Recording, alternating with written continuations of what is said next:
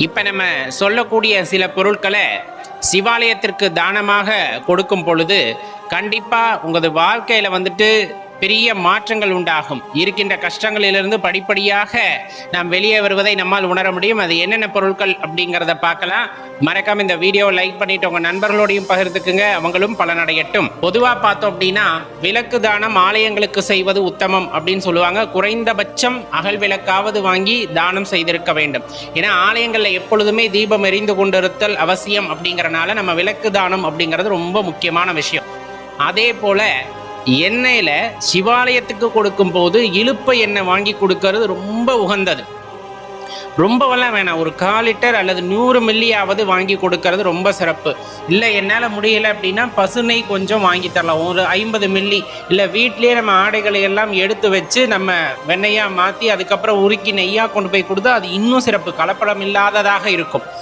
இல்லை அதுவும் இல்லைன்னா எள்ளெண்ணெய், நல்லெண்ணெய் இருக்கு இல்லையா, நல்லெண்ணெயை வாங்கி கொண்டு போய் ஆலயத்திற்கு தானம் செய்யலாம். அப்போ இது ரொம்ப சிறந்த விஷயம். இல்லை இது மாதிரி எண்ணெயெல்லாம் என்னால் காசு போட்டு வாங்க முடியாது அப்படின்னா வீட்டில் பருத்தி பஞ்சு இருக்குன்னா அதை திரித்து திரியாக கொண்டு போய் கொடுங்க. இல்லை வாங்கி கொடுக்கலாம் அப்படின்னா விலை கம்மியாக தான் இருக்கும். அவ்வாலயத்திற்கு நீங்கள் திரி வாங்கி கொடுக்கறது ரொம்ப சிறப்பான விஷயமா இருக்கும். நம்ம இந்த சாம்பிராணி எல்லாம் போடுறோம் இல்லையா, அந்த மனம் அப்படிங்கிறது ரொம்ப முக்கியமானது. அது ஆலயத்தில் அந்த மனம் வீசணும் அப்படின்னு நினச்சிங்கன்னா குங்குளியம் வாங்கி கொண்டு போய் சிவாலயத்திற்கு கொடுங்க. குங்குளியம் மனம் அப்படிங்கிறது அந்த ஒரு ஈர்ப்புத்தன்மை உடையது. ஆலயங்களிலே அதை பயன்படுத்தும் போது ரொம்ப ஒரு அமைதியான சூழ்நிலையை நம்மால் உணர முடியும்.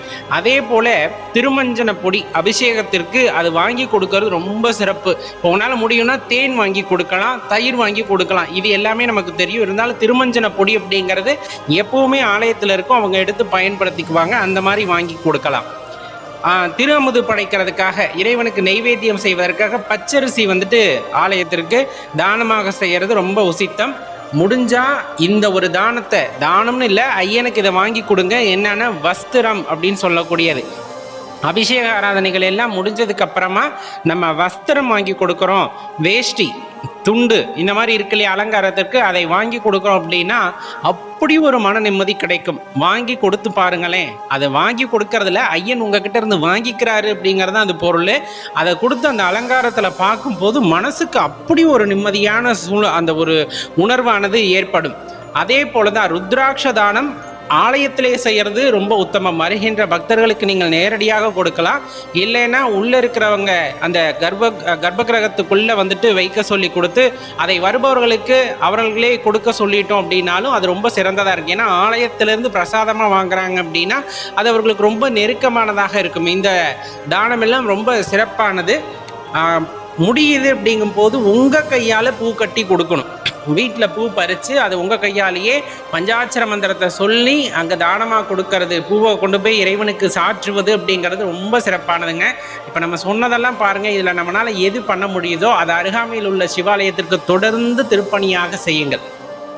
இதில் எதுவுமே என்னால் முடியல அப்படின்னா என்ன பண்ணலாம்னா ஆலயத்திற்கு போய் அந்த தூய்மை பணி, உழவார பணின்னு சொல்லுவாங்க, அங்கே விளக்கமாறு இருக்குது அப்படின்னா சுத்தப்படுத்துங்க. எங்கேயாச்சும் ஒட்டரை இருக்குன்னா அந்த ஒற்றையை அடிக்கலாம்.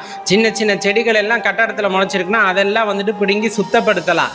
இதை விட சிறந்த பணி வேறு எதுவுமே இருக்காது. இதுதான் அந்த ஆலயத்திற்கு நம்ம செய்யக்கூடிய பெரும் தொண்டாக இருக்கும் அப்படிங்கிறத மறந்துடாதீங்க. நல்லா யோசிச்சு பாருங்களேன். நாயன்மார்களோட வரலாறு எடுத்துக்கிட்டிங்கன்னா அவங்க ஏதேனும் ஒரு திருப்பணியை செஞ்சிருப்பாங்க, அதை தொடர்ந்து செய்திருப்பார்கள், முழு மனதுடன் சிரத்தையோடு செய்திருப்பார்கள். தொடர்ந்து ஆலயத்திற்கு என்ன கொடுத்தவங்களா இருப்பாங்க, தொடர்ந்து ஆலயத்தை சுத்தப்படுத்தி கொண்டிருந்தவர்களாக இருந்திருப்பார்கள். அந்த சங்கல்பம் செய்து இறைவனுக்கு நான் இதை செய்ய போகின்றேன், இறை அடியார்களுக்கு நான் இதை செய்ய போகின்றேன்னு சங்கல்பம் செஞ்சுட்டா கடைசி வரலும் அதை மாற்றிக்காம தொடர்ந்து அதை செய்து கொண்டிருந்தவர்களாக இருப்பார்கள்.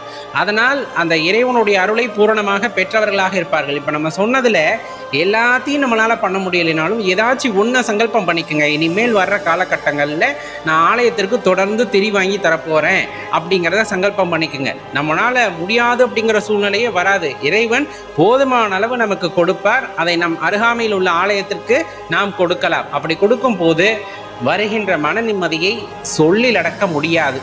இது உணர்வால், உணர்ந்தவர்களால் மட்டுமே தெரிந்து கொள்ளக்கூடிய ஒரு விஷயம் நண்பர்களே. ஆம் என்று பட்டால் உங்கள் நண்பர்களுடனும் பகிர்ந்துக்குங்க. அவங்களும் அருகாமையில் உள்ள சிவாலயத்திற்கு இந்த மாதிரி பொருட்களை எல்லாம் தானமாக கொடுக்கட்டும், மன நிறைவோடு வாழட்டும்.